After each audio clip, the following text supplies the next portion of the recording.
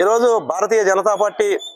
పశ్చిమ గోదావరి జిల్లా శాఖ ఆధ్వర్యంలో జరిగే ప్రతి వారం సోమవారం జిల్లా కలెక్టరేట్ భీమవరం నందు నిర్వహించేటువంటి జనతా వారధి కార్యక్రమం ద్వారా ప్రజా సమస్యల పరిష్కారంలో భాగంగా ఈ వారం ఈ యొక్క ఏదైతే ఈ జిల్లాలో అత్యధికంగా ఉన్నటువంటి వెనుకబడిన తరగతులు చెందినటువంటి గీత, ఈడిగా, శ్రీశైన, యాత అనేటువంటి కార్మికులకు సంబంధించినటువంటి